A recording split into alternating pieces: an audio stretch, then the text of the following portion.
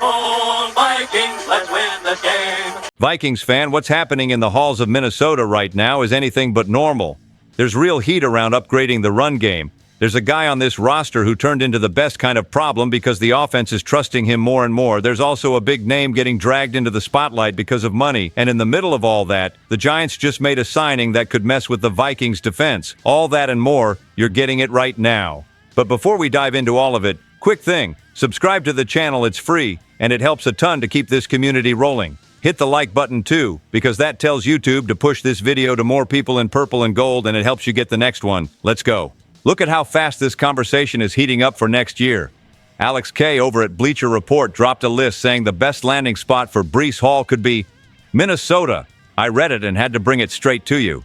Back in 2024, this team lived on the ground game. Sam Darnold could breathe when Aaron Jones was healthy and carrying the load. But 2025 became a different story.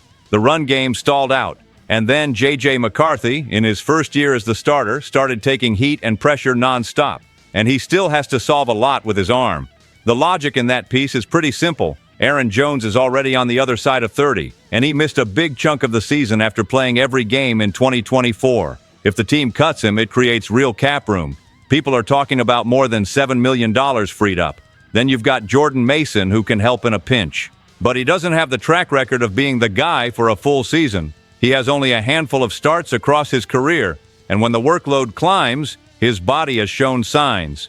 To me, that's the annoying warning light. We've seen this movie before. Now look at Hall. The Jets have been a mess in 2025, sure, but the kid is producing. He's over 1,200 total yards. He's averaging 5 yards every touch. That's real explosiveness, and the detail people forget is availability.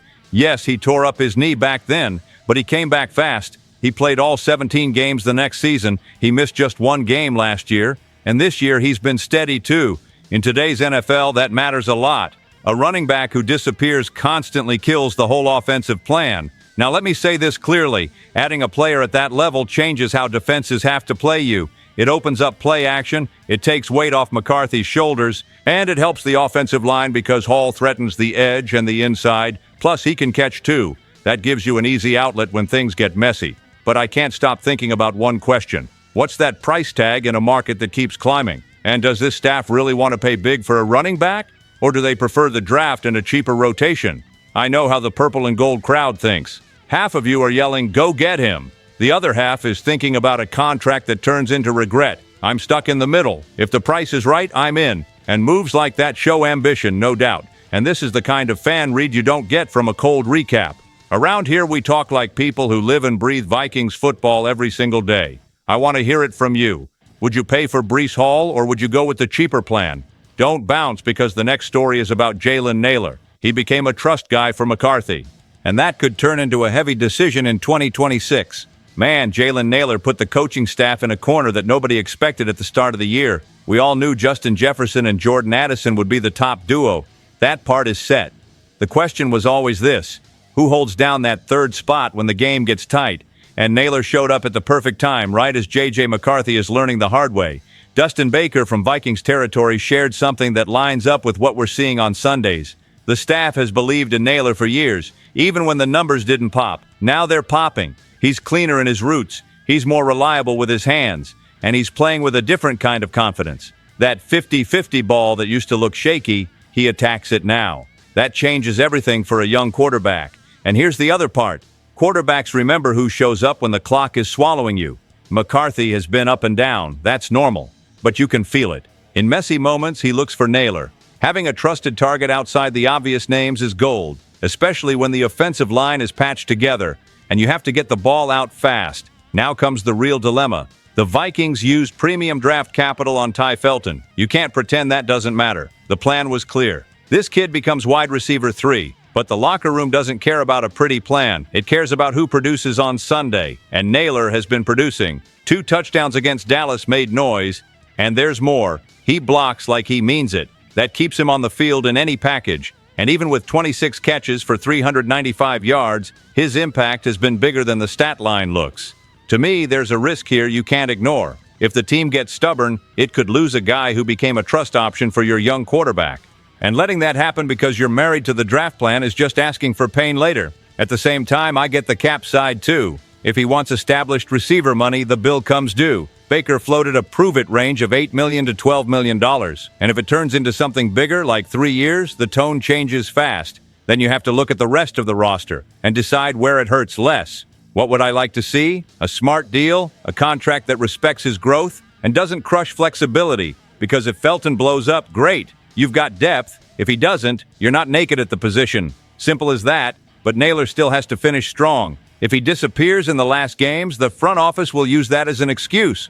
And then the talk becomes, it was just a hot streak. So watch this final stretch closely. Every snap he plays is turning into negotiation. And hold on, because the next bomb involves TJ Hawkinson and serious cap money. That could shake the whole offense. Here's the thing, the cap spreadsheet is knocking and it doesn't ask permission. Alec Lewis from The Athletic reminded everyone that the Vikings head into 2026 needing to clear roughly $36 million against the salary cap. When that kind of bill shows up, a big name becomes a conversation. And the name right now is TJ Hawkinson. Nobody is saying cut him and move on as the only option. But the contract structure, the way it's set up, is heavy. His projected cap hit for 2026 is around $21 million. That puts Hawkinson among the most expensive tight ends in the league. Only David Njoku would be higher. So you can see why Minnesota, at minimum, has to rework that structure. And if the talks go sideways, there's the hard path. Cutting him could free up around $9 million. And that gives you more room to keep other expensive pieces. And look, I like Hawkinson. He arrived in the middle of 2022 and quickly became a major target. In 2023, he delivered real volume, 95 catches, 960 yards, and 5 touchdowns. Then came the brutal injury, ACL and MCL. He returned late in 2024. He played only 10 games. In 2025, his per-game yardage dropped. A lot of people see that and point fingers. But the context explains plenty. The offensive line took hits all year. When protection gets shaky, the tight end becomes a bodyguard.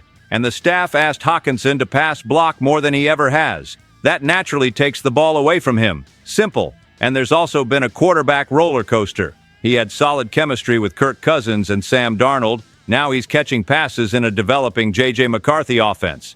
There were games with Carson Wentz. There was even one with Max Brosmer in the mix. Timing changes. Reads change. And the offense looks uneven. Let me be direct. For a young quarterback, a steady tight end over the middle is like water in the desert. A guy who can win 3-4 yards and keep the drive alive changes games. That's why I lean toward a restructure. Lower the cap hit. Spread the money. Keep him in the building. I even caught myself saying, man, cap again, out loud. But it comes down to two things. Whether Hawkinson is willing to adjust the money and whether the team still sees him as a core piece. If the front office decides to cut him, the story doesn't end there. Josh Oliver is a strong blocker. Tough, physical, does the dirty work. But he's not that primary receiving threat, so you'd have to find another pass-catching tight end. Draft or free agency. And that changes the entire plan for McCarthy because the middle of the field looks different. And I want your answer in one line. Do you restructure and keep Hawkinson, or cut him and start over at the position? Now keep that momentum, because the Giants are stacking tight ends, and they signed a guy before facing the Vikings. There's a message hiding in that move. You see how weird the NFL is? You blink and the opponent makes moves one by one. The Giants signed tight end Tanner Conner to the practice squad before the game against the Vikings. It sounds small, but moves like that in December usually have a purpose. They're hunting for athletic pass catchers wherever they can find them. Conner came from the Miami Dolphins. He was released even after posting career highs. 9 receptions and 91 yards. That's not a huge stat line, but he's the type of player who can become a headache in the right role. He's 6'3", 237 pounds. He was a wide receiver who converted to tight end. That means he tends to run cleaner routes than most guys at the position, and he attacks space. In Miami, he bounced between the active roster and the practice squad, and people have said Mike McDaniel didn't really use him in the smartest way. So the Giants look at him and say, bring him in and see what happens. Especially because their offense is patched together. Malik Neighbors is out for the season. Cam Scatterbo is out too. Without those threats, they don't have much to stretch the field. Mike Kafka is calling the offense, and he likes pieces that can move around. A lighter tight end can create a mismatch on a linebacker. He can be a quick throw to help the quarterback, and he can become that easy 3rd and 5 conversion. That's where I get uneasy, because Minnesota sometimes relaxes against bad teams. We've all seen that. And if the Vikings get sloppy with communication in the middle, those short routes turn into chains moving. Now look at how crowded the Giants' tight end room is. Theo Johnson has been one of their bright spots. He has 45 catches, 528 yards, and 5 touchdowns. On the active roster, they also have Daniel Bellinger and Chrisman Hurts. On the practice squad, besides Connor, they have Zach Davidson and Maximilian Mang. Mang is a rookie learning the game. Davidson barely played last season. And Manhurts is basically a blocker, so why add another guy? Because Bellinger is near the end of his contract, and he never became the receiver they hoped for. Connor could be a quick test, even if it's only a few packages, just to pull a safety one step, and sometimes one step becomes a touchdown. I hate admitting it, but that's how it goes. Let me say this clearly. It doesn't transform the Giants, but it can change the feel of the game. If Connor gets 2 easy catches early, the stadium wakes up. And then the game gets sticky, the kind you can't put away. And the next story is exactly about that. Are the Vikings going to treat the Giants like a limited team, or are they going to let another bad movie happen in New York? All right, this is the kind of game that looks simple on paper and dangerous in real life. The Vikings head to New York to face a Giants team that is 2-12. They're out of any real dream, and that's exactly why I'm wary. Sundays like this become traps when you walk in thinking, just go through the motions. Minnesota is 6-8, no playoffs, and the draft position probably won't swing much anyway. So what's left? Pride, standards, proving you can handle business against a limited opponent. And yes, there's a ghost in this matchup. In 2022, we watched Daniel Jones own the game against Ed Donatell's defense. In the regular season, he ran and threw at will. In the playoffs, it got worse.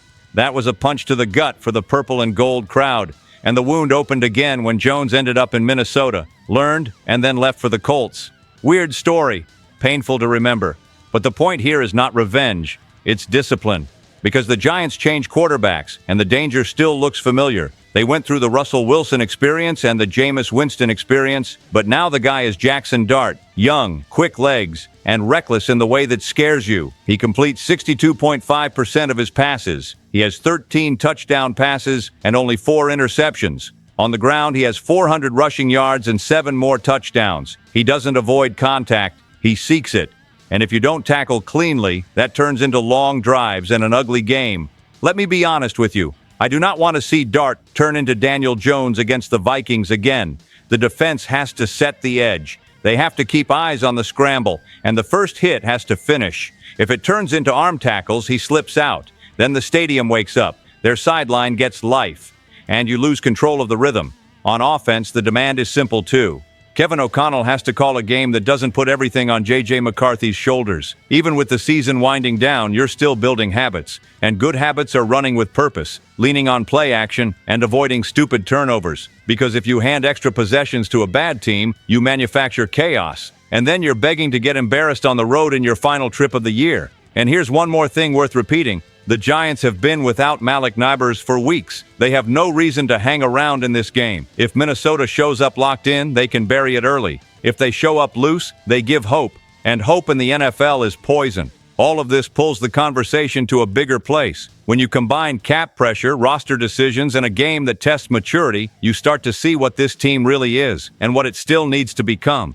I swear, being a fan never gives your heart a day off. You hear Breece Hall rumors that could jumpstart the run game. You see Jalen Naylor earning trust and turning into a contract decision. Then you've got cap pressure hitting TJ Hawkinson. And on Sunday, you've got the Giants, with Tanner Connor arriving and Jackson Dart trying to cause trouble with his legs. If Minnesota wants respect, they have to play with real standards and make decisions without fear. Drop your take, because this space belongs to everyone who lives and breathes Vikings football. Stay tuned. SKOL Vikings, let's go!